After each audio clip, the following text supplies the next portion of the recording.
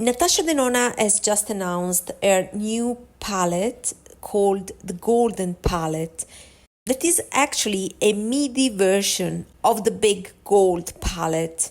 So all beauty lovers were excited, but I instead decluttered my Natasha Denona I Need a Nude palette. I came to the conclusion that Natasha Denona eyeshadows are not for me.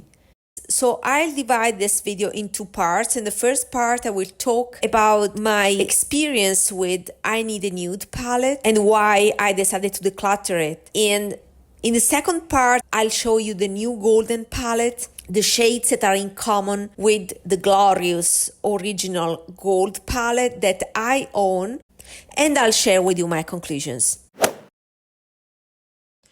I decided to sell it on Vinted.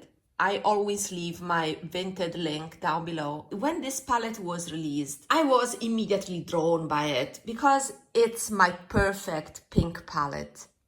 It's a pink palette. Now we have a beautiful sunny day. It's very early in the morning today. These monochromatic palettes by Natasha Denona tend to have repetitions, and I'm glad that this time the repetition was with these taupes. There are three shades: Mesh, that is a lighter one, then Stone, and finally Tender, that are 3 degrees of taupes with different intensity. They have a pink base. On my skin they turn mauve. Although mauve should be a color that is in my color palette considering my skin tone, I don't truly like mauve tones on me. But the main reason why I'm decluttering this palette is because I own these shades in my Flower Nose palettes and I love the texture more. Now, I will say an unpopular opinion now.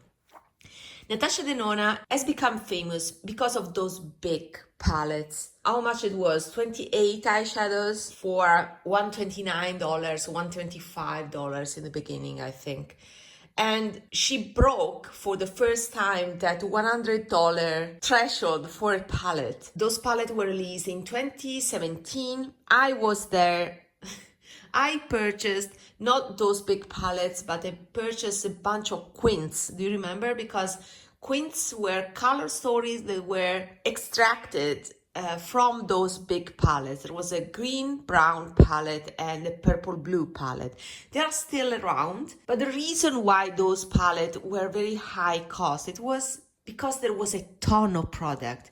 So my unpopular opinion is that Natasha Denona is not a luxury brand, in my opinion. And it has been considered luxury because of those price points, but they also delivered a lot. She gave us a lot of product with those palettes. So it's obvious that if you buy a lot of eyeshadow, the price should be high. And then these palettes didn't sell, so she has switched to smaller palettes. But if you reflect, these palettes meant for consumers, they're more aligned with the grams of normal palettes, let's say Too Faced palettes, but the price is not so higher compared to Too Faced. What I mean is that if she released directly these palettes, I don't think she would have gotten this hype. Because what really stood out at that time was the price, and people got curious about it, and they found a lot of pigmentation. You know, the formula delivered. At that time, 2016, 2017, pigmentation was the only criterion to judge eyeshadows. Natasha Denona understood this, and she released formulas that were very pigmented, self-blended with a base that you could shear out without the need for other eyeshadows to blend. Just with one and done you could do a look. And the color stories were unique. So there were all points for success. These are the mid-range palettes, and I think that the quality is also aligned to mid-range. So although I'm always attracted by the color stories, and the color story of this palette is perfection for me, my main problem is with the shimmers. And there are plenty of shimmers here. 1, 2, 3, 4, 5, 6, 7, 8. There are 8 shimmers and 7 mattes. So it's balanced. to be honest, is half matte, half shimmers. But I don't like the Natasha Denona shimmers. That's my main concern. This Muse, I try to use it and it's too coarse for my liking. And the other ones did not impress me. Mia is close to Flower Nose, and yeah, the main reason why I'm decluttering this is that I own those Flower Nose smaller palettes, and I prefer the quality of Flower Nose. Natasha Denona mattes are nice, but I don't find them anything special. Silhouette, for example, is not even as pigmented as Flower Nose. So if I want a pigmentation from a dark shade, I prefer Flower Nose. I like the blendability of Flower Nose, and these taupes I found in Flower Nose. So practically, that's the reason why I'm decluttering this palette. And the other reason is that since I'm more into luxury brand, high-end luxury, and I don't think that this formula-wise belongs to the category of those favorite eyeshadows, I can dupe this with my Suku and a few other baked gelée shades that I prefer much more compared to this formula. This is a standard powder formula, and for that reason, specifically the shimmers give me that scaly effect. I don't like how these performs on my eyes, and before deciding to declutter this, I made a look, I think with travertine Muse, I think, and some mattes here. Do you own this palette? Do you still use it? Let me know in the comments. So the new golden eyeshadow palette, apparently there was a glitch and the new palette appeared on the Natasha Denona official website. The palette is not available anymore. Orders have been cancelled. So the information I'm sharing with you is taken from Reddit, and I have to give credit to this Reddit user, Ninja Sydney. She has here a list of the eyeshadows that are in common with the gold palette or previous palettes in general. Out of 15 shades, only 6 are new shades. And 9 of them have been released previously. 8 of them are from the gold palette, and 1 shade is from the star or the bronze mini palette. I share with you a graphic that I did myself where I put in red the shades from the gold palette and in blue that repeat shade from the star palette. And I'd like to share with you my consideration, also take into account that I'm a long-term Natasha Denona customer.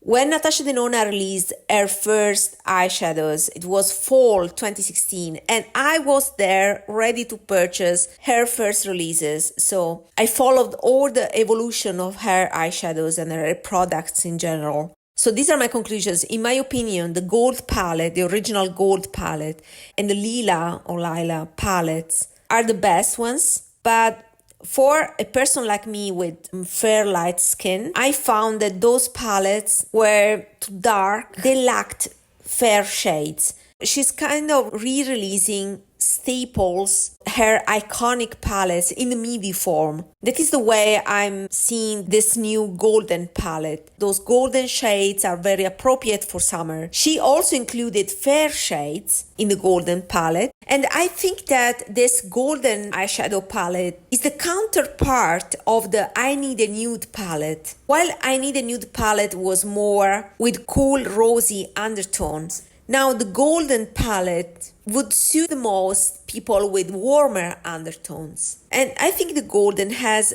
overall more contrast compared to the I Need a Nude palette.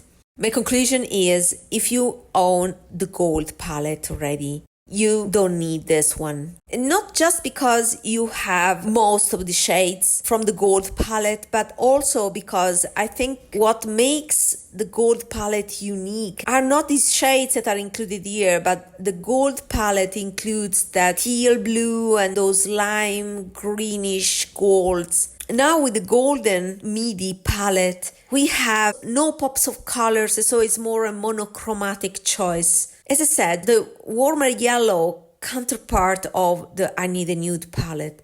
So given the success of I Need a Nude palette, I think this golden eyeshadow palette will be a success as well. And there are some taupish, more cool tone golds here, but given the fact that I don't get along with Natasha Denona formula, I will confidently skip this release. And I'm actually decluttering a palette that is a mixture of shades from the gold eyeshadow palette and the lila eyeshadow palette. Most of the shades are in this golden eyeshadow palette.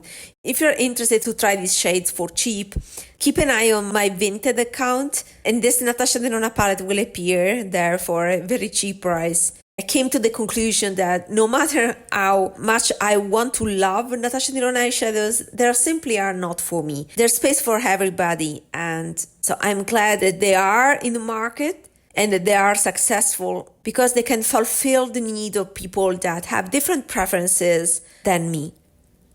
Let me know what you think about this new release and what you think about Natasha Denona, if you like Natasha Denona eyeshadows. And if you wondered what is that fish and the scaly effect, check this video about the shimmer eyeshadows. It deserves more love and views. See you there. Bye!